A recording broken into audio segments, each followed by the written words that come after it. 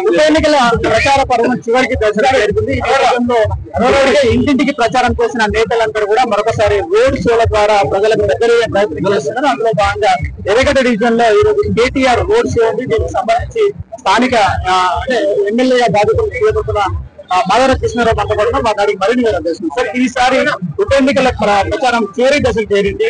ఇప్పుడు KTR road show కొనసాగుతుంది. ఏ విధంగా ఉండబోతుంది, ప్రజలు ఏ విధంగా గ్యాదర్ చేస్తున్నారు, ప్రజలు ఏమడుగుతున్నారు? ప్రజలు ఓటు హక్కు వేసుకోనికే ప్రయత్నం చేసిన ప్రజలు స్వచ్ఛంగా రోడ్డుకి ఎక్కిన నా టీఆర్ఎస్ పార్టీ కార్యకర్తలు రోడ్డెక్కిన కాంగ్రెస్ పడలో భయమైంది. అందరూ భయపడుతున్నారంటే మీరు ఇంకా పాపాలన్నీ అడిగించుకోవడం ఎన్టీ రామారావు గారు. కాబట్టి ఇది ఏదైనా సక్సెస్ చేయాలి, ఫెయిల్ చేయాలి అది పోలీస్ యంత్రాంగం పెట్టుకుని ప్రయత్నం చేస్తున్నాం. మేము ఒకటి అడుగుతున్నాం, మేము ప్రజల పక్షాన పార్టీ టీఆర్ఎస్ పార్టీ. మీరు ఎన్ని అడ్డంకులు వేసినా, మీరు ఎన్ని చేసినా, అడ్డంకి ఇచ్చినా ప్రజలు ఆగేట్టుగా లేరు.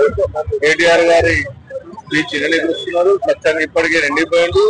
మీరు ఏ రకంగా ఇబ్బంది పెట్టాలనుకున్నా ప్రజలు స్వచ్ఛంగా ఓటేసే అవకాశం ఎన్నికలకు అందరూ కలిగించండి. కాంగ్రెస్ పార్టీకి డిపాజిట్ తగ్గకుండా ప్రజలు నిర్ణయం తీసుకుంటారు. అంటే స్థానికంగా మైనారిటీలు ఎక్కువ ఉన్నారు, వాటి ఓట్లు వాళ్ళ ఓట్ల పైన ఎక్కువ ఫోకస్ చేసిన వాళ్ళు చెప్తున్నారు. మైనార్టీ ఏంటి, హిందూ ఏంటి, క్రిస్టియన్ ఏంటి అందరూ మా ఊళ్ళే. ముగ్గురు కూడా చూసేది మా పార్టీ. ఆ ముఖ్యమంత్రి గారు ఏమన్నారు నిన్న, కాంగ్రెస్ పార్టీ లేకపోతే ముస్లిం లేరా?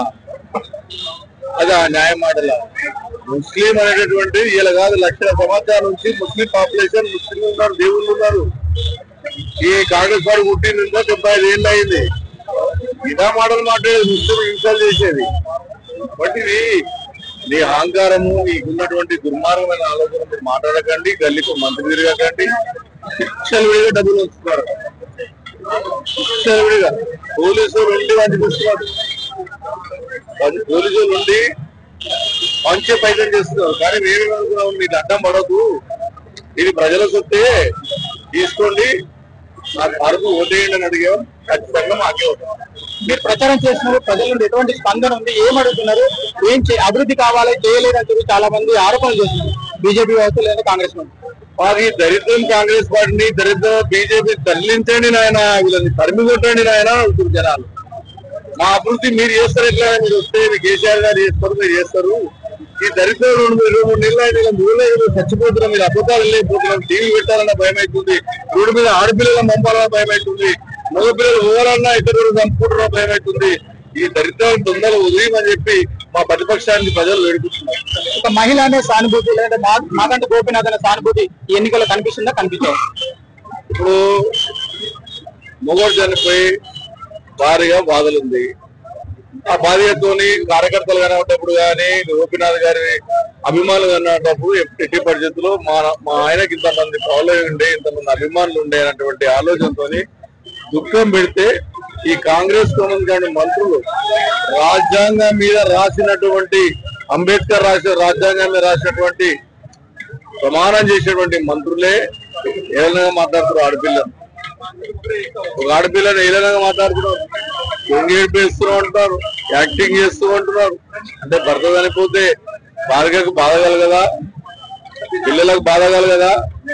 మరి మీ పార్టీలో భార్య చచ్చిపోతే బాగుండొచ్చు, భర్త చచ్చిపోతే భార్యలకు బాగుండొచ్చుకోవద్దు. కానీ ప్రజలకు మాత్రం ఖచ్చితంగా భర్త చచ్చినా భార్య చచ్చినా బాధ ఊరుకుంటుంది, భార్యకు ఉంటుంది. ఇది సంస్కృతి, మన భారతదేశంలో ఉన్నటువంటి గొప్పతనం. ఆ గొప్పతనానికి ఆవేదన చెందినప్పుడు, కార్యకర్తలు అభిమానించినప్పుడు ఇటువంటి కార్యక్రమంలో వేడుస్తూ దాన్ని దొంగ రాజకీయం చేస్తున్నారు. ఇష్టం వచ్చినట్టు వచ్చి మీ మంత్రులను చూస్తుంటే విచ్చలవిడి డబ్బులు వస్తున్నారు. ఎందుకయ్యా మీకు నిజంగా ప్రజాసేవ చేసి 23 నెలలు మంచి పని చేసిరని మీరు అనుకుంటే ప్రజలకు స్వేచ్ఛ వదలండి, స్వేచ్ఛగా ఓటేసి హక్కును కలిగించండి. మా కార్యకర్తలను తీసుకపోయి కొడతారు, వేయకపోతే చంపేస్తామంటారు. ఇష్టం వచ్చినట్టు మాట్లాడుతూ ఉన్నారు. హిందువులను, ముస్లింలను, క్రైస్తవులను వేధించే ప్రయత్నం చేస్తున్నారు. ఇవన్నీ కూడా ప్రజల దగ్గర ఆయుధం ఉంది. ప్రజలే దేవుళ్ళు, ఎవరు లేడు. ఆ ప్రజలు దేవుళ్ళు. ఖచ్చితంగా ఎవరు ఓటేయాలన్నా వాళ్ళు ఓటేస్తారు. ఎవరితోని ఈ రాష్ట్రం బాగుపడుతుంది అనేటటువంటి ఆలోచన ప్రజల మైండ్ లో ఉంది. మీరు ఎన్ని చేసినా ప్రజలు మాత్రం ఖచ్చితంగా టీఆర్ఎస్ పార్టీ గెలిపారు. స్థానికుడు నవీన్ యాదవ్ కాబట్టి లోకల్లో ఉంటాడు, అందరికి అందుబాటులో ఉంటాడు, యువకుడు. అందుకే ఆయన చేసిన సేవను బట్టే ఓట్లు వేస్తారని చెప్పేసి అంటున్నారు కాంగ్రెస్ వాళ్ళు. ఆ టీఆర్ఎస్ పార్టీ చాలా బ్రహ్మాండంగా పనిచేసింది. కళ్యాణ లక్ష్మి ఇచ్చింది, చాకు భారత్ ఇచ్చింది, 2500 ఇస్తాన స్కీమ్ ఉంది, ఇవ్వలేరు. బంగారం ఇస్తాన బంగారం ఇవ్వలేరు. మా మోజన్లకు ఇమాములకు 10,000 ఇస్తాను, అది మోసం చేసిరు. ఆటో కార్మికులకు ఇస్తాను 15,000 మోసం చేసిరు. అన్ని రకాల మోసం చేసిరు. కాబట్టి రేవంత్ రెడ్డికి కాంగ్రెస్ పార్టీకి పుదియవద్దు. గతంలో కేటీఆర్ అన్నారు కరగాల్సి వాత పెట్టాలని చెప్పి, ఈసారి కూడా ఉప ఎన్నికల్లో అది ఖచ్చితంగా నిజమైతే అంటారా? ఇప్పుడు ప్రజలు సత్యంగా చూస్తున్నారు. మాకేం మంత్రి పదవి లేదు, మాకేమీ పదవులు లేవు. మా కేటీ రామారావు వస్తూనే భయపడిపోతున్నారు. మీ సీఎం గారి సభ చూడండి, మా సభ చూడండి, ఎక్కువ పాల్గొంటున్నారు. కాబట్టి ప్రజలలో ఉన్నటువంటి విశ్వాసం టీఆర్ఎస్ పార్టీ వస్తేనే బాగుంటుందని ఆలోచన ప్రజలకు ఉంది. కాబట్టి ఖచ్చితంగా ప్రజలు 100% ఎన్ని భయబాంతులు చేసినా సైలెంట్ అవుతున్నా వాడు. చాలా మంది అంటే కేటీఆర్ షోకి అనుమతి ఇవ్వకుండా ఇబ్బంది పెట్టిన రోజులు కూడా ఉన్నాయి. దాన్ని బట్టి ఏ విధంగా చూస్తారు? ఇప్పుడే మీరు చూసారు కదా, సభకు పర్మిషన్ కనీసం పెద్ద విఐపీ వచ్చినప్పుడు ఆపవలసిన అవసరం అంటే ఆపాలి కదా. ప్రజలు వెళ్ళారు కదా, వాళ్ళ ఏ మా సభ ఫెయిల్ చేయాలని పోలీసు యంత్రాంగం ఎన్ని రకాల ప్రయత్నం చేస్తున్నారు. కానీ అది ఏమి కాదు, ప్రజలు సక్సెస్ చేస్తారు. రేపు 11వ తారీఖు నాడు ఖచ్చితంగా మీకు గుణపాఠం చెప్తారు. ఈ ఉప ఎన్నికల్లో మహిళల ఓట్లు ఏ విధంగా ఉండబోతుంది? ఏదో డిసైడ్ చేసే మ్యాటర్. ఇంకా మహిళలేంటి, మొగలేంటి, వాళ్ళేంటి అందరూ ప్రజలే. మహిళలు ఒకటే, ఒకటే, పిల్లలు అందరికీ కోపాలు ఉన్నాయి. కాంగ్రెస్ మీద 4,000 పింఛన్ ఇస్తానని మోసం చేసిన బాధ కూడా కోపం ఉంది.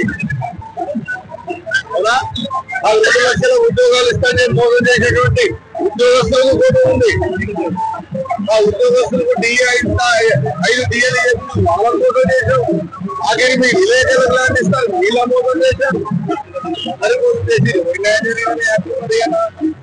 హ్యాపీ వాళ్ళు ఉన్నారంటే పిల్లలు, కొంతమంది పిల్లలు వాళ్ళ ఎమ్మెల్యేలు హ్యాపీ. కాంగ్రెస్ పార్టీకి బుద్ధి చెప్తారు, గులాబీ పార్టీకి గెలిపిస్తారు. Mahender, Hyderabad. Please do subscribe to SKS Fly TV.